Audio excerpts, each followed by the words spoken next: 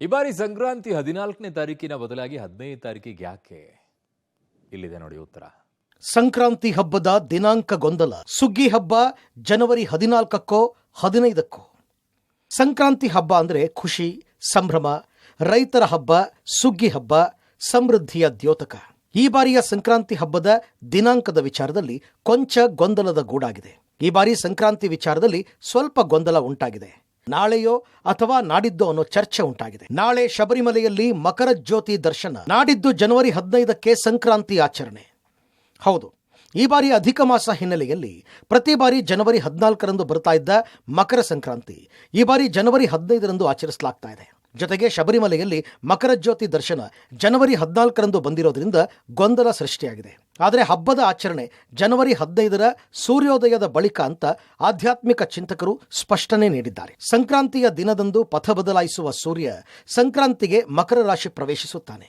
ಕೆಲವೊಂದು ಜ್ಯೋತಿಷ್ಯ ಶಾಸ್ತ್ರದ ಪ್ರಕಾರ ಜನವರಿ 14ರ ಸಂಜೆ ಈ ಪ್ರಕ್ರಿಯೆ ನಡೆದರೂ ಸಂಕ್ರಾಂತಿ ಅಂದರೆ ಸೂರ್ಯೋದಯ ಅಂತಾನೆ ಪರಿಗಣನೆ ಮಾಡೋದ್ರಿಂದ ಈ ಪ್ರಕ್ರಿಯೆ ಜನವರಿ 15ರ ಸೂರ್ಯೋದಯವೇ ಸಂಕ್ರಾಂತಿ ಆಚರಣೆ ಮಾಡಲಾಗುತ್ತೆ ಅಂತ ಆಧ್ಯಾತ್ಮಿಕ ಚಿಂತಕರಾದ ಪ್ರಸನ್ನಾಚಾರ್ಯ ಕಟ್ಟಿ ಹೇಳಿದ್ದಾರೆ. ಗೊಂದಲಗಳ ಸಂಕ್ರಮಣಕ್ಕೆ ಧಾರ್ಮಿಕವಾದ ಗೊಂದಲಗಳ ನಿವಾರಣೆ ಮಾಡತಕ್ಕಂತಹ ಒಂದು ವಿಶೇಷ ಪ್ರಯತ್ನ ಇದು. ಮೊದಲನೇದಾಗಿ 14ನೇ ತಾರೀಕು ಸಂಕ್ರಮಣ ಆಗೋದನ್ನ ನಾವು ಇತಿಹಾಸದಲ್ಲಿ ತುಂಬಾ ನೋಡ್ತಾ ಬಂದಿದ್ದೇವೆ. ಆದ್ರೆ ಈ ಬಾರಿ ಯಾಕೆ ಮಾತ್ರ ಈ 14, 15 ಅನ್ನುವ ಒಂದು ಪ್ರಶ್ನೆ.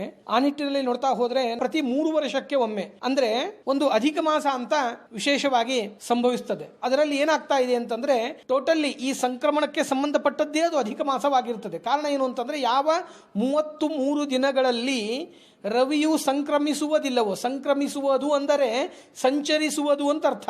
ಒಂದು ಮನೆಯಿಂದ ಇನ್ನೊಂದು ಮನೆಗೆ ಹೋಗುವುದು, ಒಂದು ರಾಶಿಯಿಂದ ಇನ್ನೊಂದು ರಾಶಿಗೆ ಹೋಗ್ತಕ್ಕಂತಹ ಪ್ರಸಂಗವನ್ನ ಸಂಕ್ರಮಿಸುವುದು ಅಥವಾ ಸಂಕ್ರಮಣ ಅಂತ ಕರೀತಾರೆ. ಆ ತರಹದ ಸಂಕ್ರಮಣವನ್ನೇ ಒಂದು ರಾಶಿಯಿಂದ ಇನ್ನೊಂದು ರಾಶಿಗೆ ಮಾಡದೇ ಇದ್ರೆ ಅದು ಅಧಿಕ ಮಾಸ. ಆ ಅಧಿಕ ಮಾಸ ಅಂತಕ್ಕಂಥದ್ದು 33 ತಿಂಗಳಾದ ನಂತರದಲ್ಲಿ ಒಂದು ಬಾರಿ ಬರ್ತಾ ಇದೆ. ವಿಶೇಷವಾಗಿ ನಮ್ಮಲ್ಲಿ ನಾವು ನೋಡ್ತೇವೆ ಅಂದರೆ 36 ತಿಂಗಳು ಅಂತ ಇಟ್ಟುಕೊಂಡಾಗ ಅಲ್ಲಿ ಏನಾಗ್ತಾ ಇದೆ ಅಂತಂದರೆ 3 ವರ್ಷಗಳು ಅನ್ನೋದು ಸಂಪನ್ನ ಆಗ್ತದೆ. ಆ 3 ವರ್ಷಗಳ ಮಧ್ಯದಲ್ಲಿ ಒಮ್ಮೆ ಈ ಅಧಿಕ ಮಾಸ ಅಂತಕ್ಕಂಥದ್ದು ಬರ್ತದೆ.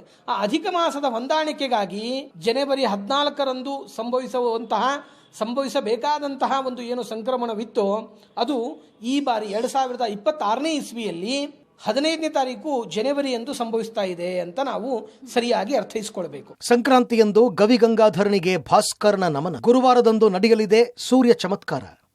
ಈ ವರ್ಷ 15ನೇ ತಾರೀಕು ಸಂಕ್ರಾಂತಿ ಹಬ್ಬ ಬಂದಿದೆ. ಪ್ರತಿ ವರ್ಷದಂತೆ ಈ ವರ್ಷವೂ ಗವಿಗಂಗಾಧರ ದೇವಾಲಯ ವಿಶೇಷ ವಿಸ್ಮಯಕ್ಕೆ ಸಾಕ್ಷಿಯಾಗಲಿದೆ. ಸಂಕ್ರಾಂತಿಯಂದು ಸೂರ್ಯ ದಕ್ಷಿಣ ಪಥದಿಂದ ಉತ್ತರ ಪಥಕ್ಕೆ ಸಂಚಲನ ಮಾಡುವ ಶುಭಗಳಿಗೆ. ಈ ವೇಳೆ ಬೆಂಗಳೂರಿನ ಗವಿಪುರಂನಲ್ಲಿರುವ ಗವಿಗಂಗಾಧರೇಶ್ವರ ದೇಗುಲದ ಶಿವನ ಮೂರ್ತಿಯನ್ನ ಸೂರ್ಯನ ಕಿರಣಗಳು ಸ್ಪರ್ಶಿಸಲಿವೆ.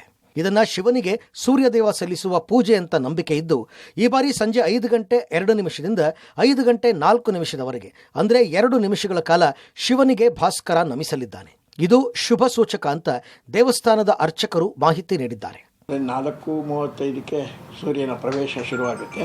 ಸೂರ್ಯದ್ವಾರ, ಮುಖ್ಯದ್ವಾರ, ಮಹಾದ್ವಾರ, ನಂದಿಯಿಂದ ಸ್ವಾಮಿ ಮೇಲೆ ಒಂದು 30 ನಿಮಿಷ ಕಾಲ ಆಗುತ್ತೆ.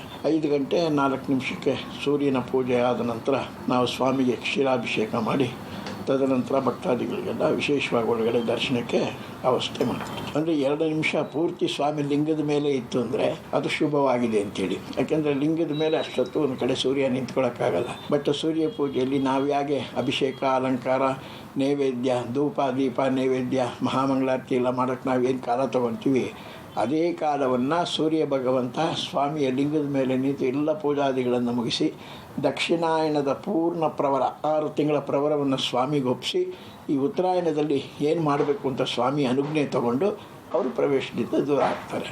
ಇನ್ನು ನಾಳೆ ಶಬರಿಮಲೆಯಲ್ಲಿ ಮಕರ ಜ್ಯೋತಿ ದರ್ಶನವಾಗಲಿದ್ದು ಶಬರಿಮಲೆಗೆ ಭಕ್ತರ ದಂಡೆ ಆಗಮಿಸ್ತಾ ಇದೆ. ಪಂಪಾದಿಂದ ಹಿಡಿದು ದೇವಸ್ಥಾನದವರೆಗೆ ಎಲ್ಲಿ ನೋಡಿದರೂ ಭಕ್ತರ ದಂಡೆ ಇದೆ. ನಾಳೆ ಸಂಜೆ 6:30ಕ್ಕೆ ಮಕರ ಜ್ಯೋತಿಯ ದರ್ಶನವಾಗಲಿದೆ. ಪವಿತ್ರ ಕಡತಲ, ಪಬ್ಲಿಕ್ ಟಿವಿ, ಬೆಂಗಳೂರು.